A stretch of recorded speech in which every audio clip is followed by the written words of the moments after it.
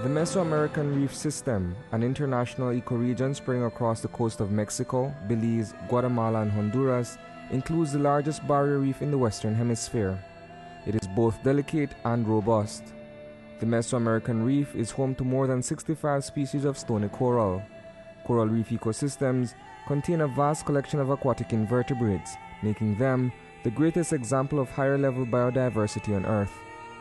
In Belize, there are 3 pristine circular-shaped coral reefs known as atolls. The Great Blue Hole lies within one of these formations. Along with a mosaic of fringing, lagoonal patch, barrier, and island reefs, they have earned the jewel the distinction of being one of the world's leading dive destinations. The Belize Barrier Reef System, a cornucopia of marine life, is a riot of ornate corals and is inscribed on UNESCO's World Heritage Site list. Over the past 17 years, however, the kaleidoscope of living coral colonies has been reduced to a monochrome bed of tombstones, the vestige of what was once a thriving reef. This occurrence is a process called coral bleaching. It is often caused by increased water temperatures as well as increased exposure to sunlight. Mass bleaching events have led to significant losses of live coral in Belize and globally. It is one tangible and lasting result of climate change. Dr. Melanie Mcfield, Director of Healthy Reefs Initiative, has been actively involved in the study of coral bleaching since the mid-90s. When we're in the middle of a coral bleaching event, there's a lot of attention and interest focused on it because you notice that the corals turn white and the reef looks very strange. But once the event passes, the impacts can kind of go a little undetected. You have to be measuring the corals to look at the amount of it that has died. The Belize Barrier Reef System is important to the continued existence of tropical marine biomes.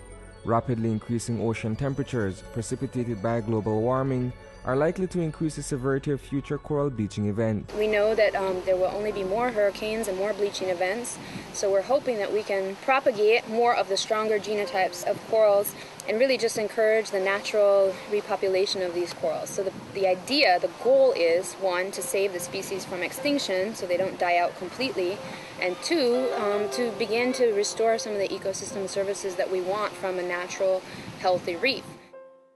The decline of fisheries, while mainly due to overfishing, is exacerbated by coral bleaching and disease. Its effects are usually felt in the pockets of consumers, who often end up having to purchase overpriced fish.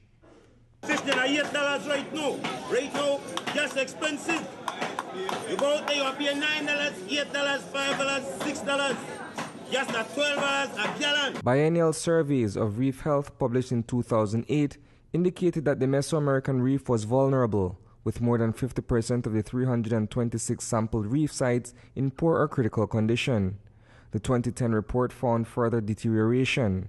Of 130 reefs studied, 30% were in critical condition, 40% were poor, 21% fair, 8% good, and a mere 1% very good. These rankings were based on the abundances of coral, macroalgae, and key families of fish. One of the great things that Belize has done as a country is to implement this full protection of parrotfish and surgeonfish. Those are the key grazing groups, families of fish on the reef. Among other steps taken is the creation of coral nursery sites. 4,000 coral fragments have been outplanted to Laughing Bird Key National Park since 2006. Reef degradation is often thought of as a conservation problem or a threat to sustaining our reef-dependent tourism industry. But fishermen and consumers also feel the effects. The annual rush for seafood during Easter reflects the consequence of this phenomenon through an overabundance of undersized fish. Honestly, some of the fishes that I am seeing out here this morning, they are very small. As policymakers, fishermen, and consumers across the Caribbean, we must face the harsh reality that our casual approach to the resulting decline of coral reefs, mainly from bleaching, disease, and hurricane events, will ultimately result not only in the loss of breathtaking marine environment, but the loss of income from tourism, irreparable damage from natural disaster, and the forfeiture of entire fish stocks that sustain our people and way of life.